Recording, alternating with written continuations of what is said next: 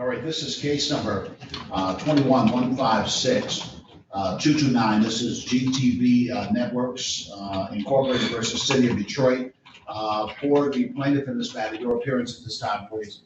Good morning, Your Honor. Joe DeCruz on behalf of the plaintiff, P84445. All right, thank you, counsel. Good morning to you. For the defendant, City of Detroit in this matter, please. I do see that Ms. Olmstead is there. Ms. Olmstead, are you able to hear me, ma'am? All right, counsel, why don't you update me on what's going on here, sir? Your Honor, we literally just had a brief exchange, me and Ms. Olmstead, via email. She's provided a witness list, initial disclosures and answer. She has several matters with Ms. Rhymes. They already took her deposition. So I think we're just gonna put it on track, Your Honor, and move forward. And I'll just email Ms. Olmstead back with whatever dates you give us, unless we're gonna get them in the mail. Sounds good. All right, so so it looks like a case where it would be reasonable to bring this back after a 60-day open period of discovery. So I'll grant 60 days of discovery. Discovery cutoff will be the 22nd of December, December 22nd, 12/22. I'm also going to set that as a final pretrial conference date, and I'm going to set the hearing on that date at 9:30 a.m. As it relates to the motions or anything along those lines, I'm going to allow the parties that will be a part of my order to file motions, dispositive and otherwise, to be heard on the 22nd of December, so long as the opposing party is notified and given an opportunity to respond to the motion. At least 7 days must be granted with opportunity to respond to the motion. If that is the case, I will hear the motion on the 22nd of December 2021. You'll receive an order from me with that date as the close date of discovery, but also as the final pretrial conference date. We'll take a look at the case at that time, and if there are other issues that are needed, the court will consider addressing those issues at that time. I don't know if it's closed. Your Honor, just to confirm, because I'm just one moment, sir. 12/22 is closed. The calendar doesn't. I don't know why it's, but 21. All right, I'm going to have to move that date to 21/12/21 at 9:30. Go ahead, sir. okay, Your Honor. Just to confirm everything, because I'm typing it to Ms. Olmstead. Discovery is open until the 21st of December, 2021. That's also going to be our final pretrial conference, December 21st, 2021.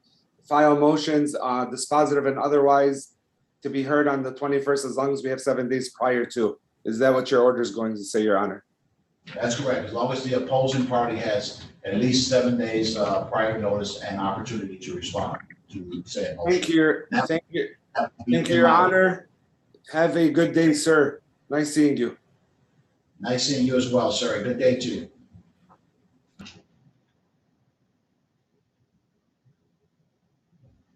Just one moment.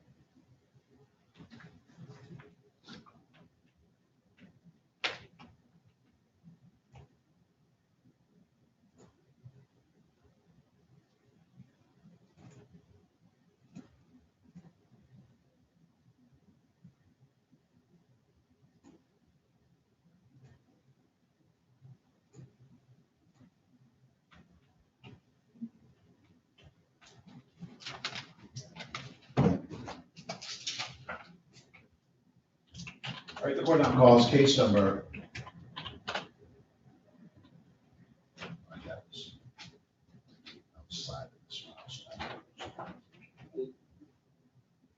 This is case number 21-152348. This is Coolidge Imaging LLC versus City of Detroit.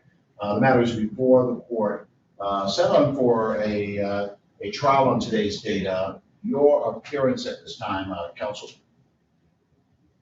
You said 348, Judge. Suffix is 348. That's not until 10:30, that one. All right, I'll call that one back. I know it was just a few minutes early. I don't know how I jumped ahead of the 9:30 one. Your Honor, if I may, we've resolved that case. I just got off the phone with plaintiff's counsel. That case has been resolved. In that case, I'll call it now. Your appearance for the record, counsel. Good morning, Your Honor. Alfred Ashton on behalf of defendant, City of Detroit, P82536. All right, thank you, counsel. Counsel, you've advised the court that in speaking with the other side, you managed to reach a resolution in this matter, and that an order will follow at some point in the future. Is that correct, sir? That is correct, Your Honor. All right, I will note the file then, Mr. Ashew has resolved, and will indicate that it is awaiting an order. Do we need a control date? What do you think, sir? I guess you could set a control date for, like a month out, but like I said, I spoke to counsel this morning, so we are resolved. It is pending city council approval. Those things usually take a little bit of time, so. All right, gotcha.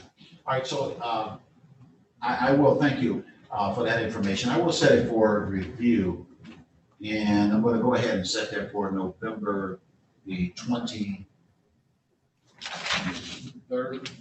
You do that, the 23rd. Yes. You can do November the 21st, November 24th? 24th? Yes.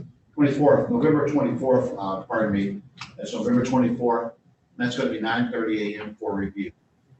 Okay, There's a thank you, Your notation Honor. that the case has been resolved, and then we'll set it for review on that case. Thank you, Your Honor. Thank you. Good day to you, sir.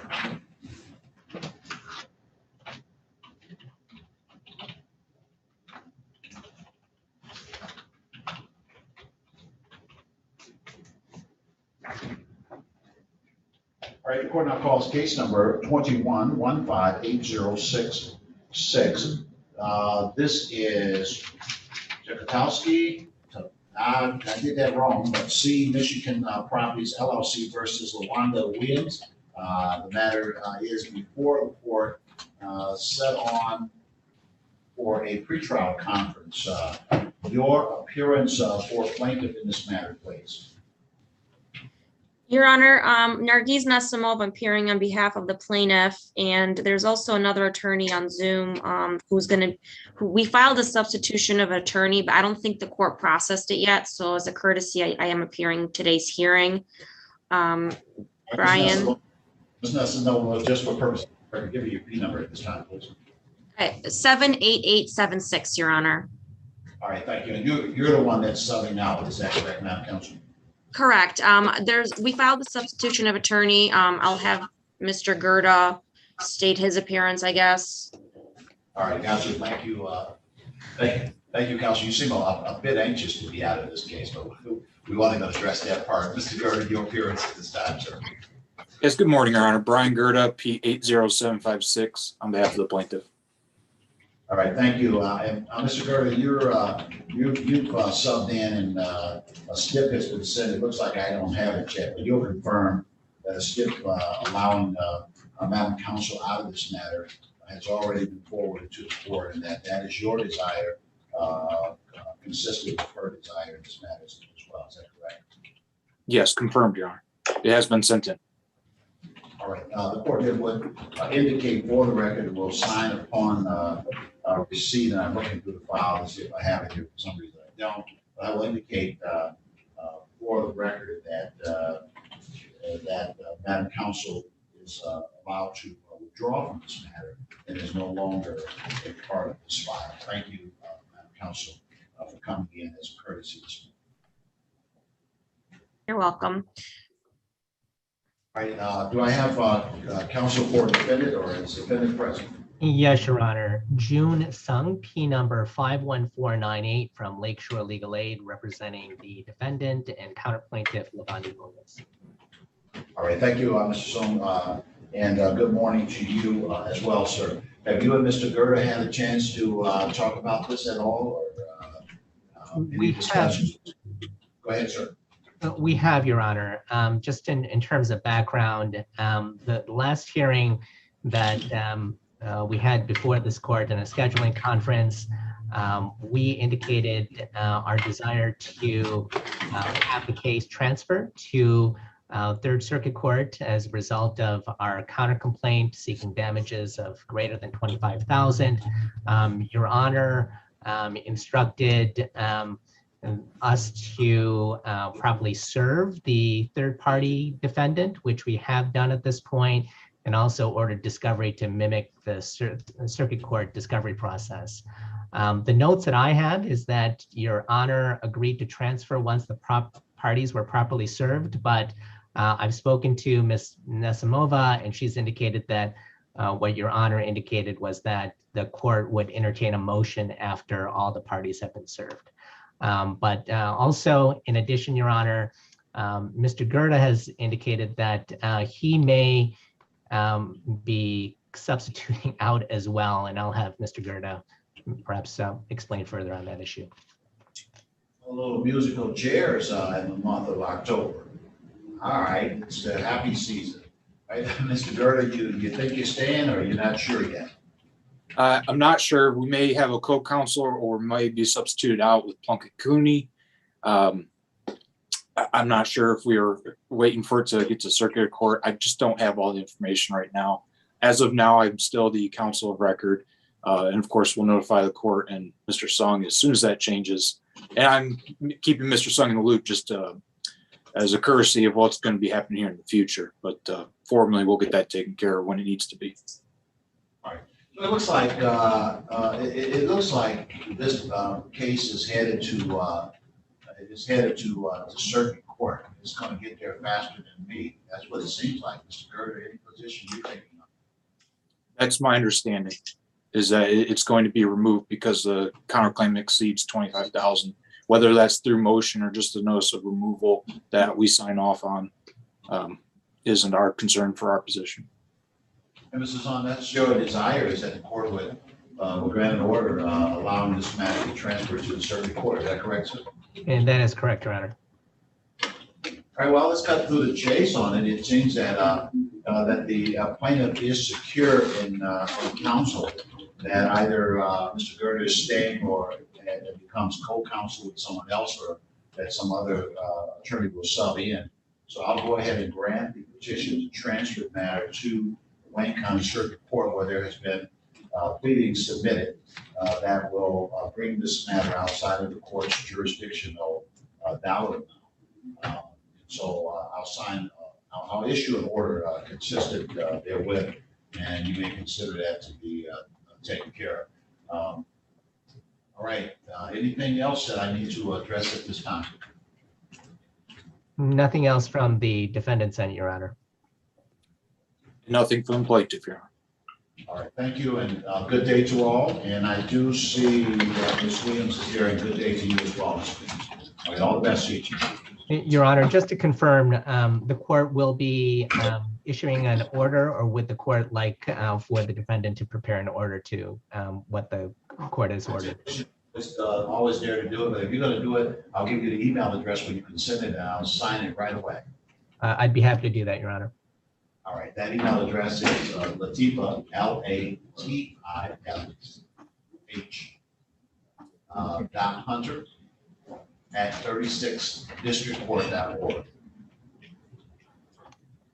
Thank you, Your Honor.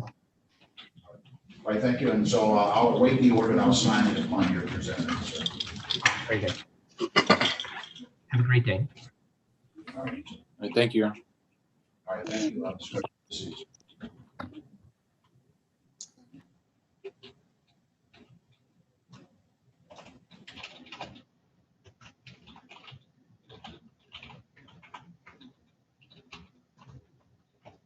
All right, the court now calls case number 21.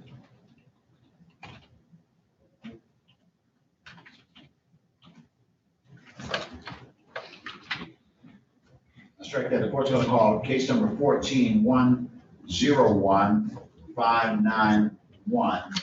That is credit acceptance versus Tammy Blanks. The matter is before the court on objections to a writ of garnishment. The court also notes that there is, looks like an application for installment payments as well regarding this matter. Record should reflect that a judgment was entered in this matter in January of 2014. It appears that the amount of the judgment upon entry is $7,805.55. All right, your appearance for credit acceptance, this is credit acceptance versus Tammy Blanks and Alonzo Trailer. Your appearance for credit acceptance. Just one moment. You talking to me? I'm talking, I see you there, ma'am. I'm looking for credit acceptance if you're on the Zoom. Okay. Just one moment.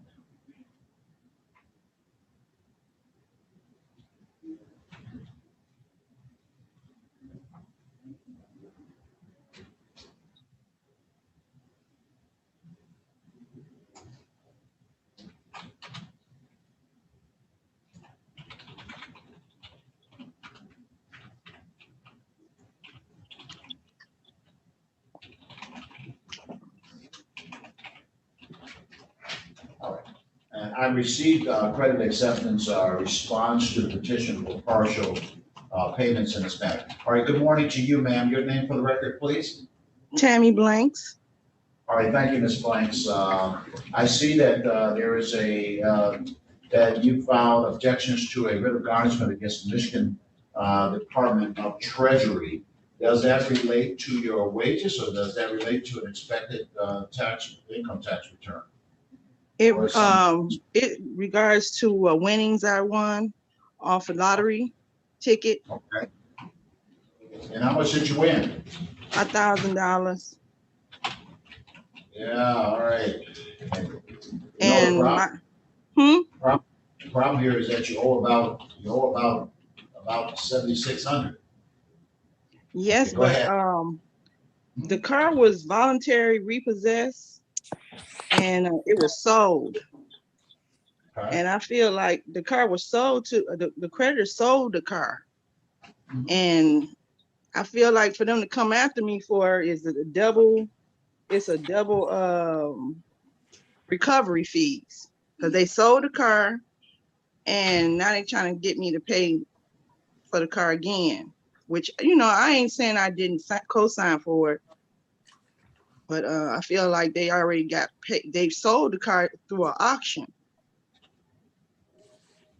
Well, it seems that you're addressing some issues that go back to the complaint in this matter, and by law and court order, you can't really do that.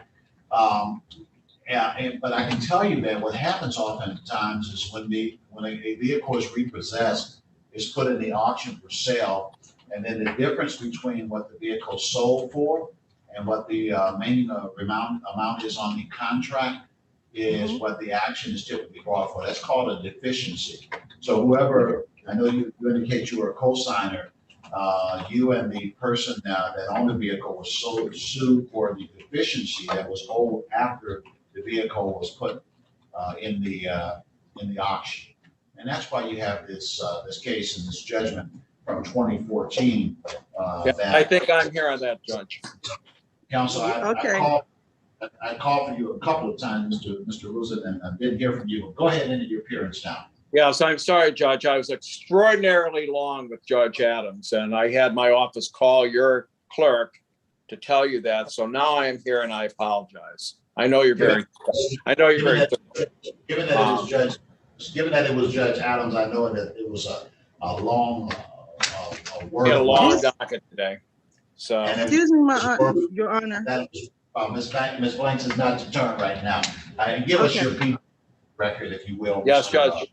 So that the record is perfected, I'm the attorney of record, and my bar number is 35222. And today I am acting as respondent to defendant's objection to a income tax garnishment.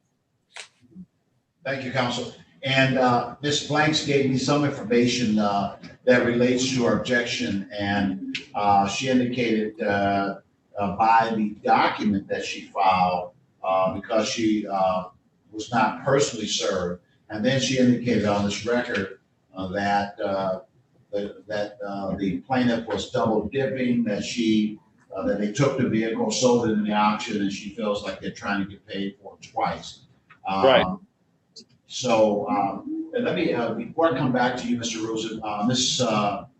Blanche, you indicated that you didn't get served with this matter. This case has been 7 years ago, and a default was entered in this case.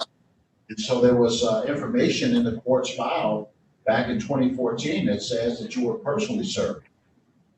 I wasn't, I don't know, I haven't been personally served. I feel like if it came to my house, it came through the mail. I wasn't personally served. But you've been aware of this, is what you're saying. You just don't remember how it was given to you, correct? Oh yeah, it's been a while. And periodic, I feel like it's a garnished non-periodic issue. And so that's a 7-year limitation on there, right?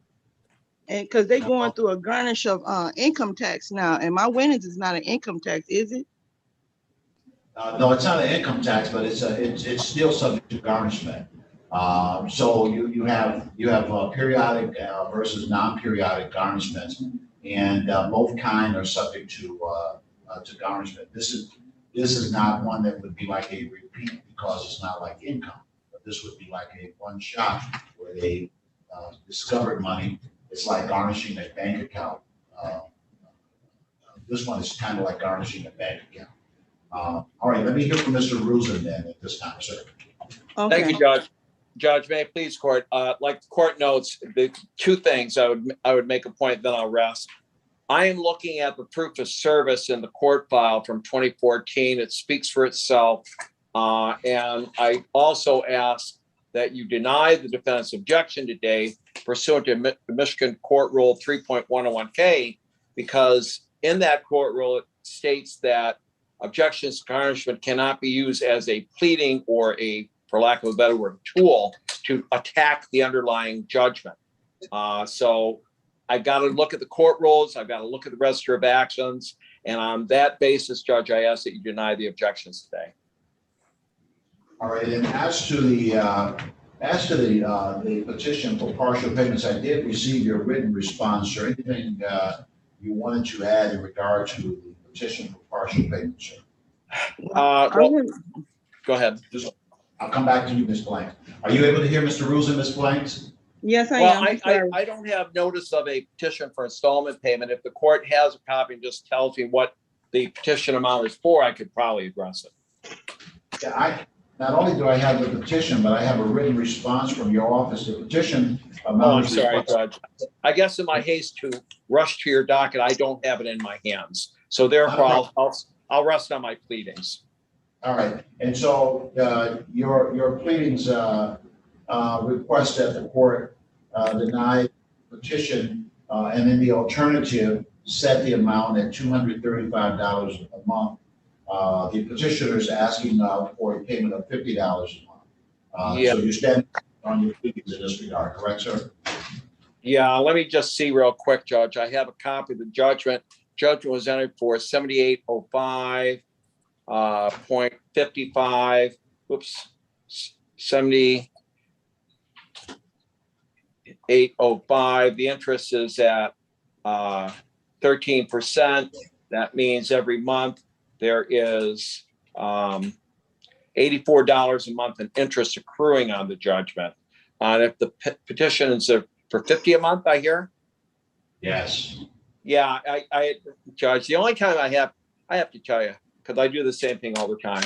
The only time I object to an installment payment petition by any defendant in the state of Michigan is that if they ask for an amount so low that will never pay the judgment off because the interest is higher than, the judgment interest per month is higher than what they're petitioning for, then I object. I would gently ask if defendant can pay $100 a month, because if the interest is at $84 a month, and if defendant is paying $100 a month, at least she's making traction and strides to get the judgment paid, and I'll stipulate to $100 a month. All right, thank you, counsel. All right, Ms. Blanks, anything else you want to bring to my attention at this time? Go right ahead, ma'am. Okay, well, I'm not a judge or an attorney, But I do feel like they double dipping because we volunteered the repossession of the car. I ain't trying to go back because I know what y'all said, but they trying to get more money for the car. And it was a used little Jeep. It was a used car. I don't know what to say. I'm at the mercy of your court. I'm not a judge or attorney. I appreciate that, ma'am, and you're right. You are at the mercy of my judgment, and my judgment is based upon many years of serving as a judge and many years as an attorney. 29 years as a judge as of this month, and also knowing and understanding what the law is. But the main thing that you're at the mercy of, the main thing that you're at the mercy of, is that contract that was signed. That's the issue. That's really the issue. Once something is put on paper, then that contract is separate and distinct from the vehicle itself. That contract says that a certain amount of money has to be paid over a certain period of time. But once that's violated, then what happens is, as a benefit to the person possessing the property, that property oftentimes is either surrendered or taken, sold, and then the proceeds from that sale is used to decrease the amount of the contract. Usually the sale of that property is not enough to pay it off. You sell it, and whatever it's worth, you take that money from the auction and you apply it to that contract balance, and then whatever the balance is, that's what is owed by the person that signed that document or signed that paperwork. And that's true whether or not it's you that sold a car to somebody and you got them to finance it and what have you. If they don't pay you and then you repossess the car and sell it and you get some money from it and you apply that money to pay some of what the contract was. If there's a balance that's left, you're entitled to that balance. That's what is happening here. That's what's happening. Okay. That's what's happening. And so that went back dealing with the judgment part. When you deal with post-judgment stuff like garnishment, we really don't even address those things. But I wanted you to have as much of an understanding of that as you possibly could. Having listened to everything in this case on the objections to the garnishment, basically they got you there. You owe money under a judgment, and there are funds that, granted, there are winnings that you receive, but now the plaintiff had the proper paperwork in with the state, and that's why the state held that up, and they're entitled to that. I don't see an objection that would be recognized in law to the writ of garnishment. So I'll deny the motion. I'll deny the objection to the writ of garnishment. The money will be turned. Excuse me. Not now. The money will be turned over to the plaintiff and applied to the judgment. Again, that money will reduce what the balance is at this time by the amount that's turned over, but you still have a balance that is left.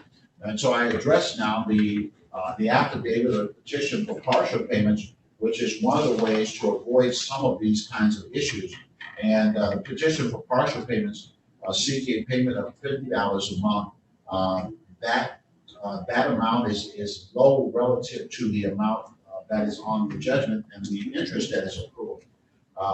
My inclination, and Mr. Rosen picked up on it, I suppose, but my inclination was to set the payment at $100 per month going forward. And I'll allow that payment to start on the 13th of November, 11/13, 11/12/21, the first payment will be due. And that payment will be due on or about that time monthly until the judgment is satisfied. That's going to be the orders that I'm going to issue in this case relative to the outcome on the various petitions, ma'am. All right, Ms. Blanks, that is my ruling, ma'am. You had something to say.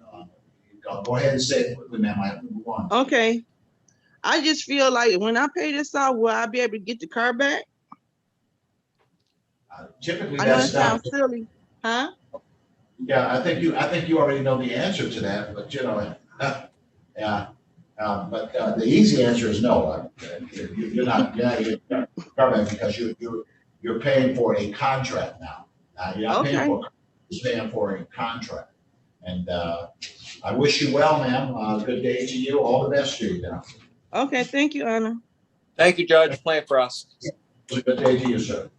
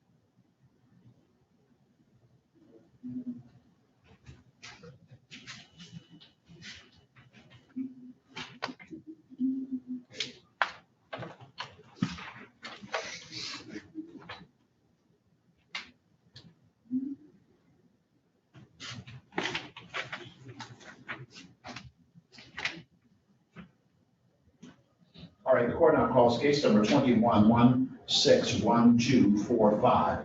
This is Naima Nasser versus Al Faris, Randy Al Faris, doing business as Tripoli Trading Incorporated. The matter is before the court after entry of a default judgment, it looks like. Well, let's see what's going on here. For the, do I have Naima Nasra? All right, good morning to you, ma'am. How are you? I'm good. Good morning, sir. How are you? And say your name for me for the record, please. All right. In just one moment, Madam Reporter, are you able to hear Ms. Nasra? If she could speak up just a little louder. All right, say good morning one more time. I have a court reporter. Good morning, sir. All right, well, we're gonna do the best we can. Okay, all right. All right, in your appearance, counsel, for defendant in this matter, please, Good morning, Honor. John Harrington, on behalf of the defendant. and your P number, Mr. Harrington, please. My P number is 40443. All right, thank you, sir.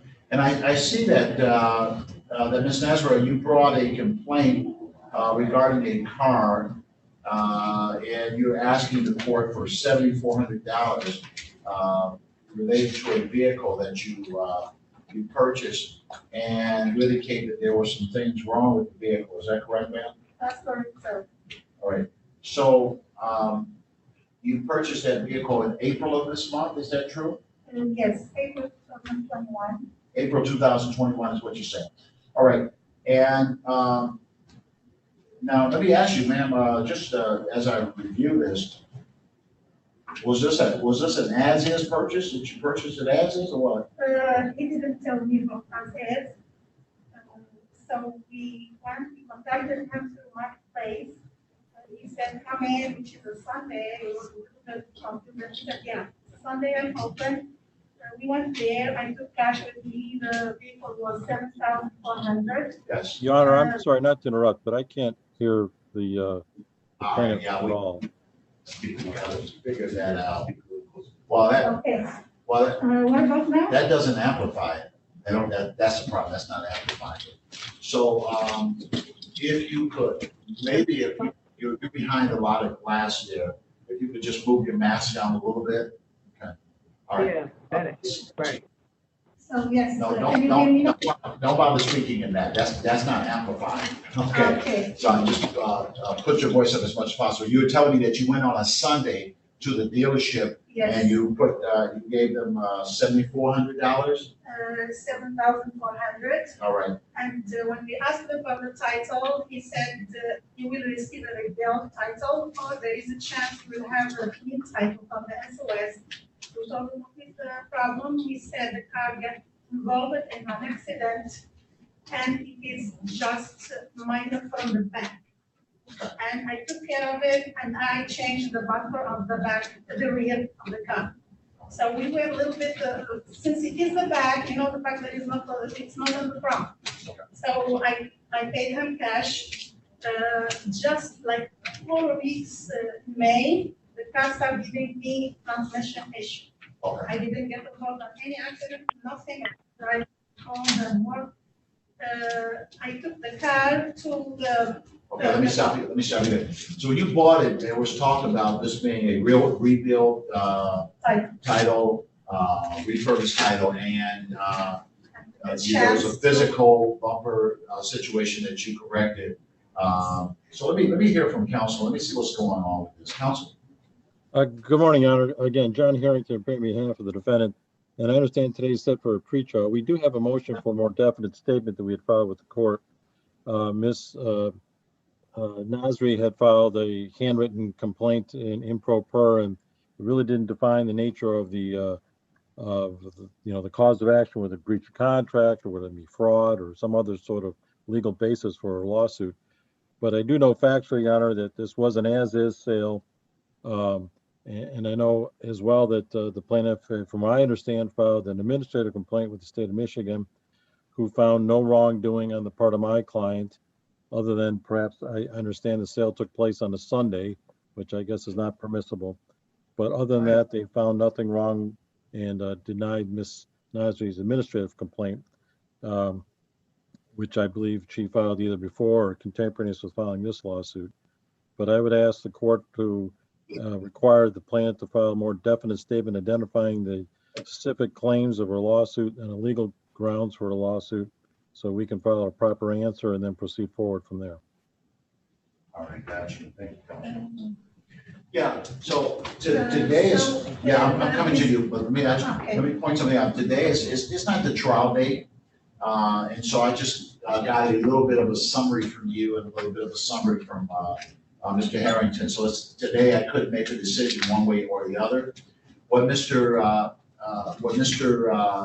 Harrington is asking for under the court rules, he's asking the court to require that you provide a more definite statement, meaning that the complaint that you set forth, that you would set forth with more specificity what it is that you are saying. Are you claiming fraud? Are you claiming some type of deception? Are you claiming a breach of contract? And it would be helpful. I know these things can be difficult sometimes. It'd be helpful if you could speak with someone, a lawyer that might be able to help you do that.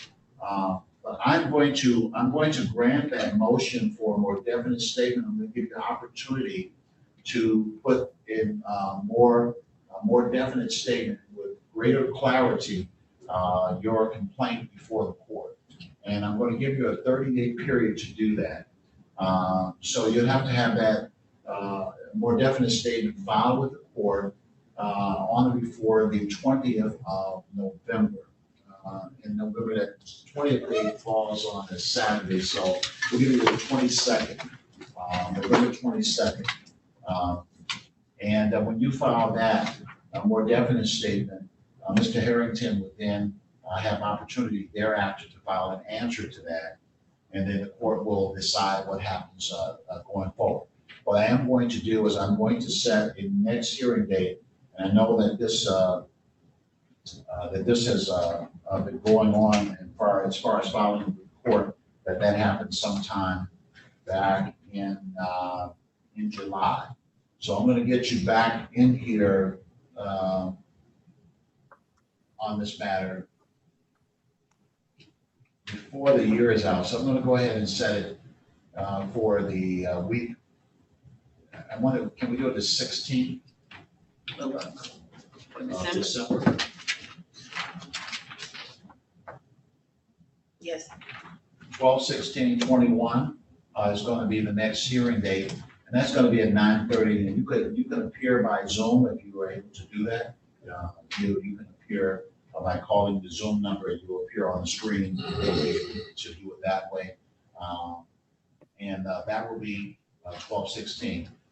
And then on November the 22nd is when you got to have something filed with the court updating what your complaints are in this matter.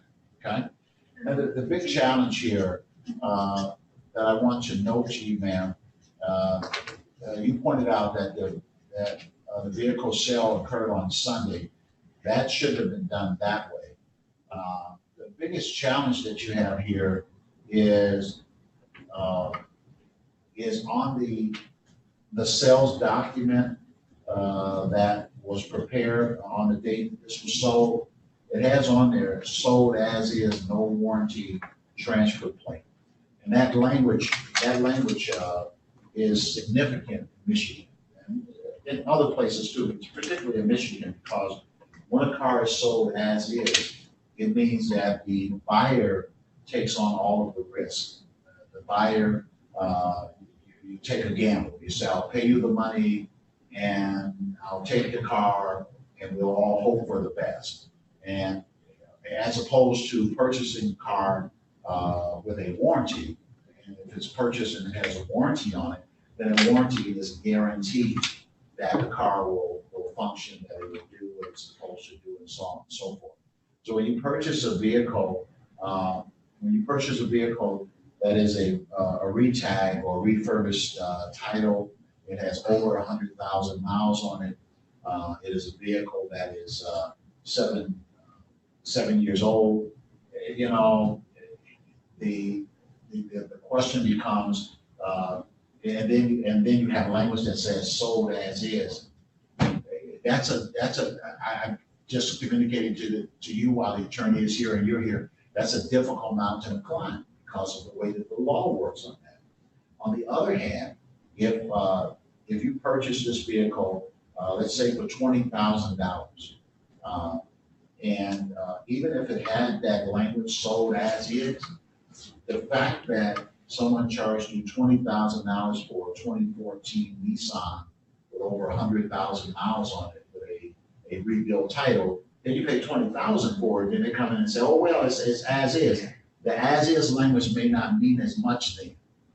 But when you talk about a 2014 for about $7,000, $8,000, a refurbished title, and a car with 100,000 miles, those numbers are not altogether unreasonable. It's everybody taking a chance. They get some money, you get a car, you sign with no warranty as is, and then sometimes it works out. Sometimes you get a car and that thing runs for the next 10 years, you know, then you won.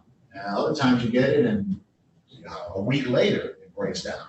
So I just want you to be aware of those perimeters. That's the challenge that you have, okay?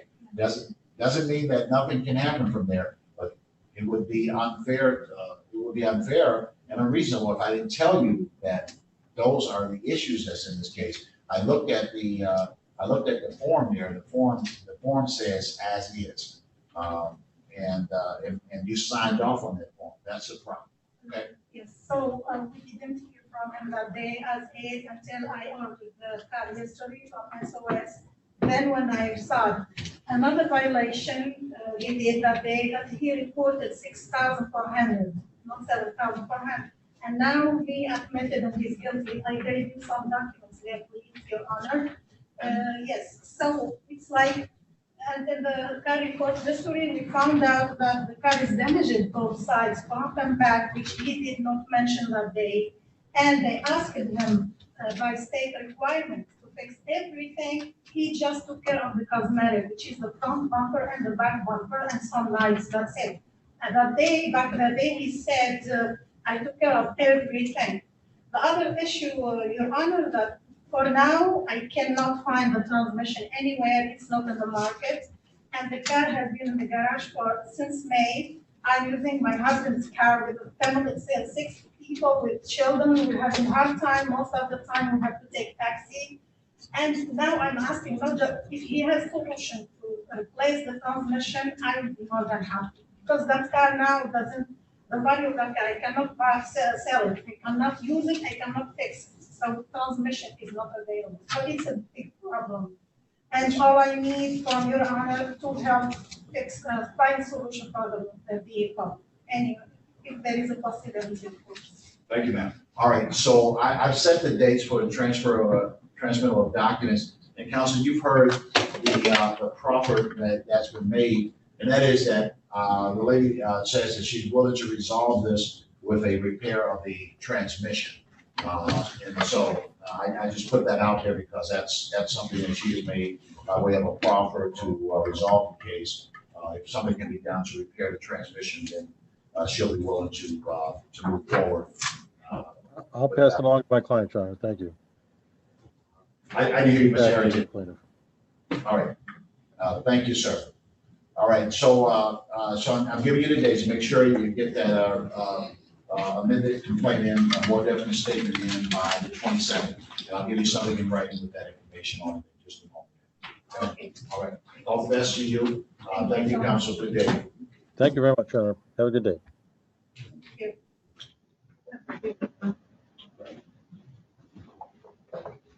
All right, so I'm gonna give you an order, ma'am. So I have her to wait for just a moment, because I'm gonna give her an order with that information.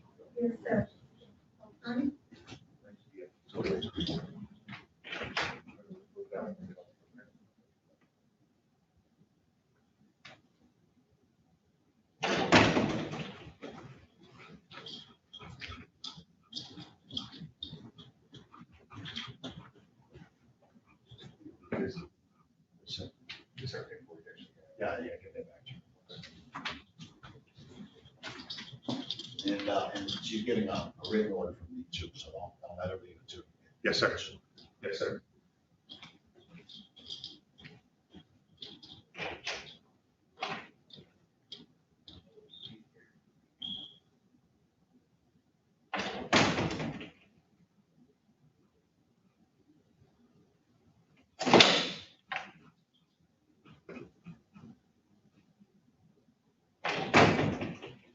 You good? Yeah.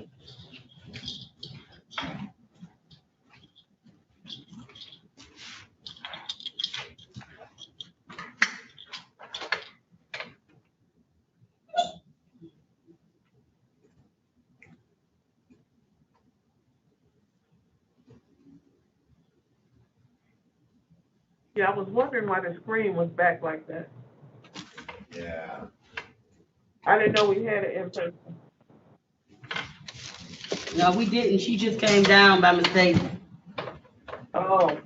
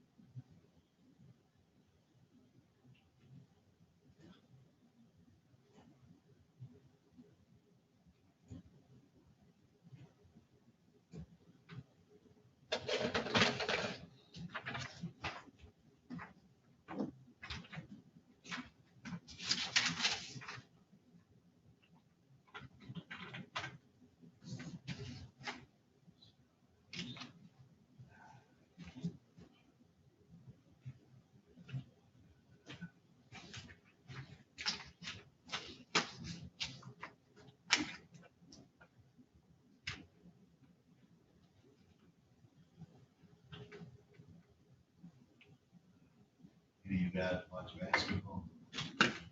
Yeah. Still better than last night. So Golden State Warriors. Sure. Oh yeah. I like Golden State though. They were doing their thing. Yeah, too late.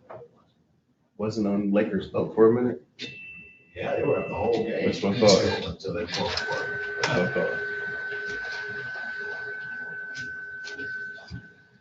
Was it the Lakers and the Pistons?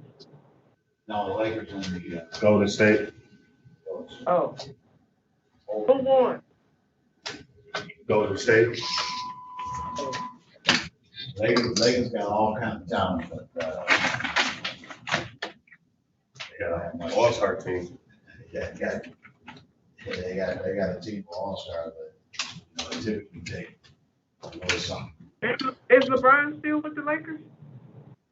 Yeah, Did he play? I think he did. Yeah, he Yeah, did. yeah, oh yeah, he played, he had the most points in there.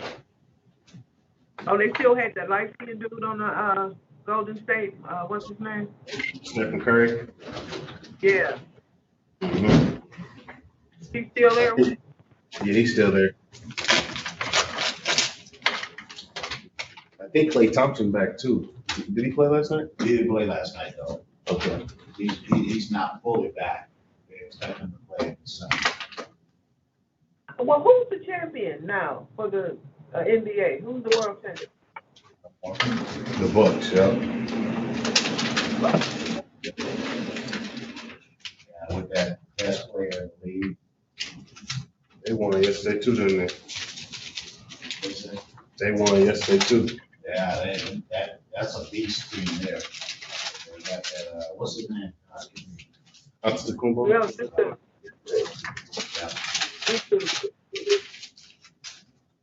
What you say there? YouTube. Yeah. Simply on YouTube.